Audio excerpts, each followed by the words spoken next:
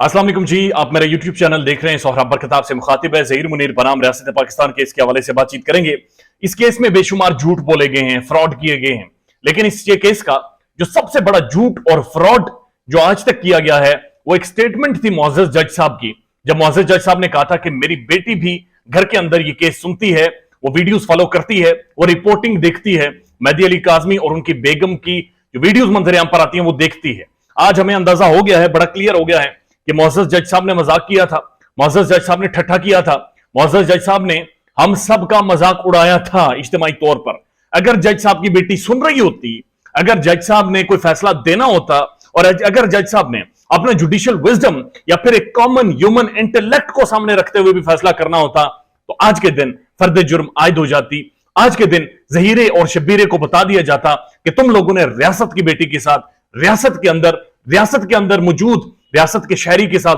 ये जुल्म किए हैं, इनको डिफेंड करो। और अगर नहीं डिफेंड कर सकते तो उन्हें सजा दी जाती, और अगर डिफेंड कर लेते तो पुलिस को जो वहां पर मौजूद होती है उन्हें बाकायदे से हिदायत जारी कर जाती, वो लड्डू इनके मुंह में डालते और हार डालकर इन्हें वापस ले जाते। एक चीज तो आपको माननी होगी कि शादी खुई का कोई भी बंदा उठकर जिसके पीछे कोई वडेरा हो, जो ब्लैकमेलर हो, जो बदमाश हो, वो रियासत को यरगमाल बना सकता है। और ये चीज हमने ज़हीर मुनीर बनाम रियासत पाकिस्तान केस में देखी है। आज बड़ी इंपॉर्टेंट तारीख थी, आज के दिन फर्द जुर्म आयद होनी थी, लेकिन वो नहीं हो सकी। इसकी बहुत बेशुमार तशरीहात मौजूद हैं, वजाहतें मौजूद हैं, बेशुमार लगे लिपटे अल्फाज वहां पर लिखे गए हैं या बताए गए हैं। और बहरहाल उनकी वजाहत में जाने की जरूरत नहीं है, चूंकि इंपॉर्टेंट नहीं है। इंपॉर्टेंट सिर्फ एक नुकता है कि आज भी रियासत कमजोर रही और फर्द जुर्म आयद नहीं कर सकी। दूसरी इंपॉर्टेंट चीज, ज़हीरे और शब्बीरे ने, यानी शब्बीरा जिसकी गुज़श्ता दिन कॉल मंजर-ए-आम पर आई थी और मिस जुनैरा माम ने कहा था कि शब्बीर भाई ने रिकॉर्डिंग की थी मेहदी काज़मी की बेटी की और भेजी थी। और शब्बीर भाई जो बजरंगी भाईजान बने हुए हैं, जो कोर्ट को देखकर मुस्कुराते हैं, जो रियासत पाकिस्तान को देखकर और अदालतों को देखकर के इशारे करते हैं और चैलेंज करते हैं रियासत को और मुस्कुराते और हंसते हैं रियासत के ऊपर, उन्होंने आज कोर्ट के अंदर ज़हीरे और शब्बीरे ने एक और प्ली डाली है और उन्होंने कहा है कि जी शेल्टर होम के अंदर बच्ची गैर महफूज है, यानी शेल्टर होम बंद कर दो, पाकिस्तान के तमाम तर फलाही इदारे बंद कर दो, सिक्योरिटी के इदारे बंद कर दो, दो तीन चीजें खुली रखो, शादी खुई खुली रखो, एबटाबाद के अंदर मंशियात का खाना खुले रखो, नूर बीबी के जो ठिकाने हैं मुख्तलिफ जगहों पर वो सारे खुले रखें, सईद रिंद के लिए जो सैलाब आया हुआ है, सैलाब के लिए जो दरवाजे बंद हैं वो सारे दरवाजे बंद रखें और साथ साथ शेल्टर होम के दरवाजे भी बंद रखें। उन्होंने कहा जी बच्ची शेल्टर होम के अंदर गैर महफूज है, यानी रियासती इदारा जिसे रियासत सिक्योरिटी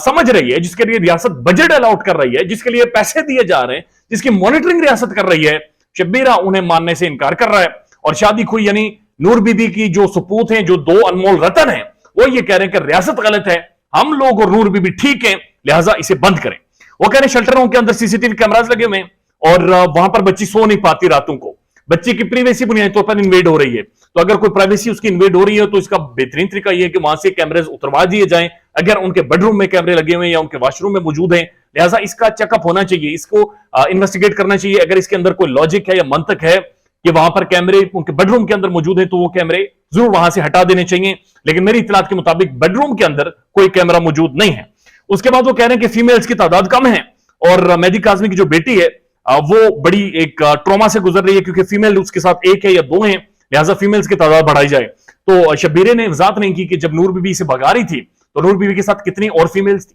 कितनी और फीमेल्स इन्होंने उसे एंटरटेन करने के लिए रखी हुई थी, और ये क्या आर्गुमेंट और मंतक है जिसकी समझ नहीं आ रही। शैला रजा को अगेन टारगेट किया जा रहा है कि शैला रजा को इस केस से बाहर किया जाए। शैला रजा